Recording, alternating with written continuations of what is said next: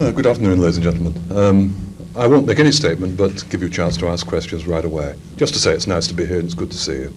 So can we take first question from anyone? It's changed greatly since 1987. Right. How has it been readjusted? Well, the readjustment process has been really quite reasonable because the British hostages, have been very much helped because when we came out, we went to a military base at Lebanon, and we didn't just have 3 days there. We had a period of 2 or 3 weeks. John McCarthy was there, I was there, and Brian Keenan, the Irish hostage, didn't get there. But that was very helpful. I mean, it wasn't that we were considered to be totally mentally deranged, but just that we needed an opportunity, both mentally and physically, to make readjustments.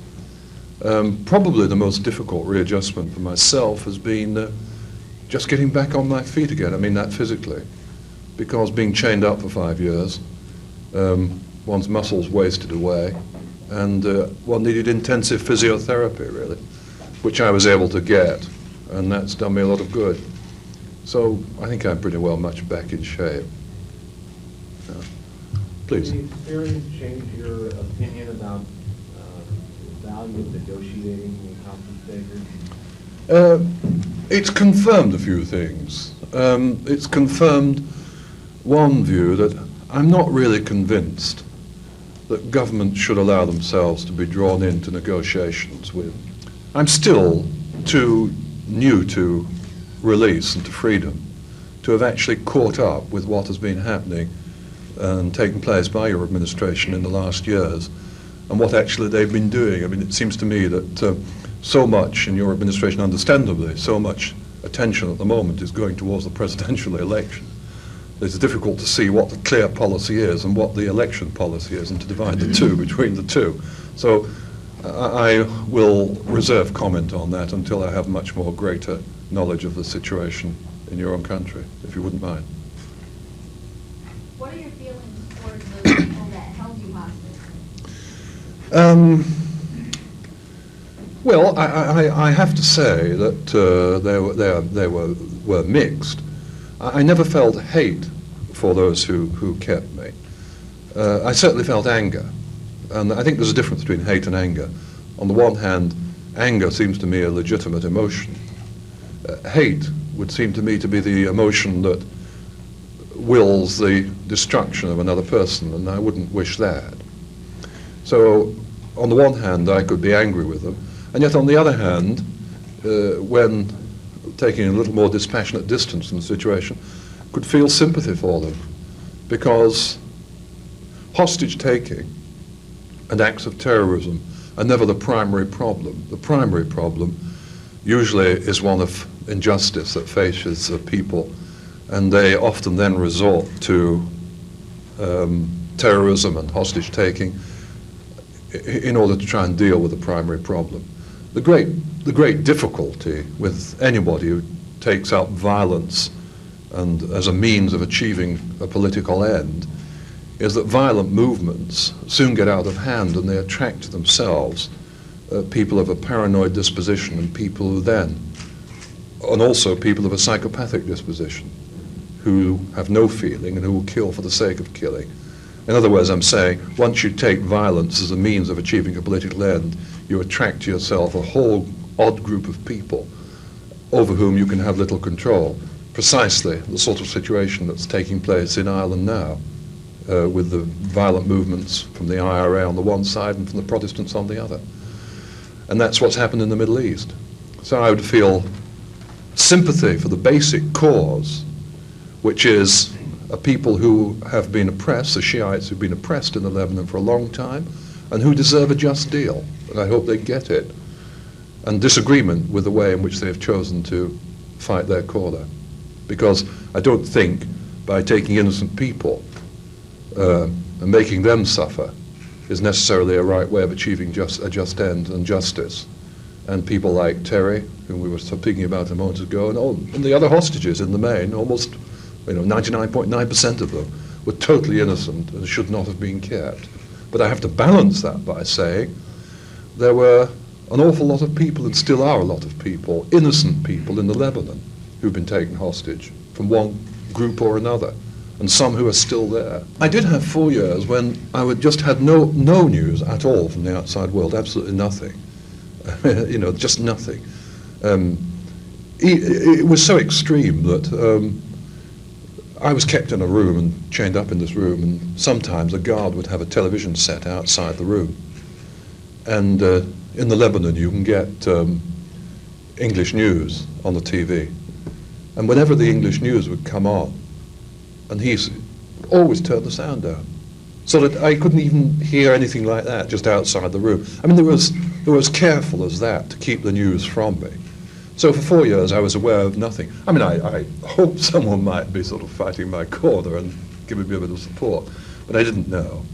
It was only until I got into a room where Terry Anderson was in the next room, and he had a radio because he was with other people, and for some reason they gave him a radio. And we used to communicate by code through the wall. You know, we'd tap on the wall like that at night when it was dark, when it was quiet. Do it very, very quietly. I mean, just it's not surprising how much sound carried at night. And he would pass me then the news from of the day, and that's how I got to know what was going on. Until I got moved in with him and then got a radio and we could hear. One wonders if you're in a situation such as you are. Do you think whether the world has forgotten you or even know? Well, you do think so at times, but then somehow you've got to say, if they have or they haven't, it doesn't really matter. What really matters is that I hold on to my own integrity. You know, in those situations, you can only live by the truth. And that's probably the hard thing to come to terms, you know, the truth about yourself. You've got to live by that. And it's a nice thing to think if people still think about you. But you just have to say, all that has to go, and I just have to be totally self-reliant. But you do have fears, I wouldn't deny that. I mean, you do have doubts and moments of real blackness, moments of misery, and moments of thinking, good heavens, you know, here am I totally alone and maybe here for the next X number of years. I remember thinking on one occasion, there's a French novel, I've forgotten it, but it's of the man who's discovered in the tower, has been there in solitary confinement for years. You know, and someone comes across him, and he can't speak, he's gibbering, and he has a long beard. You know, all he can do is make shoes all day. And I thought, God, am I going to turn out like that, you know, after all these years? But it's not true, I didn't. Well, maybe I did. I've got a beard. I can't make shoes anyway. Anybody else? Any other questions? Yeah. We'll actually say that tonight. I will actually go through the story. If you forgive me, it does all hang together. And I do intend to narrate a story this evening. I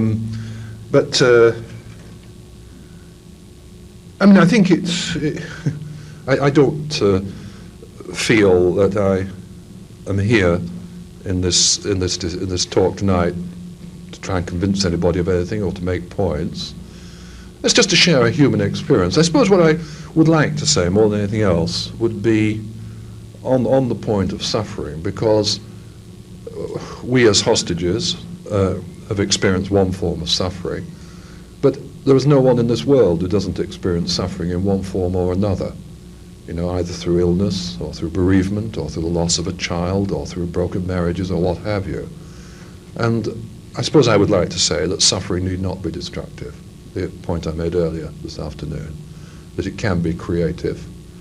I suppose I'd like people to, yes, if I could have my way, like us to be all a little more human and humane, to recognize that problems are soluble, but not necessarily in the short term, and that I'd like to see a more humane approach brought to a lot of world problems, and the deepening understanding as to people of different backgrounds, different ethnic backgrounds, different cultural backgrounds. I did promise you I'd just come back to you. What the plans are for the next couple of years, if you're going back into? Oh, what am I? There was a question earlier. This relates to a question earlier that was asked. What have you learned? And it relates to that question. My convictions have been deepened, and at the moment I'm in Cambridge. I'm actually doing some research, and I'm writing a book there, which will come out next year. But I will certainly continue in the field of working for justice and working for the resolution of conflict. There's no question. I haven't been deterred for one moment from doing that. In fact, it's probably spurred me on a bit. And everyone for coming. Yeah. And I hope tonight. I'm sorry I haven't deliberately dodged your questions about this, that, or the other. Your question. I will promise you I'll come to it tonight.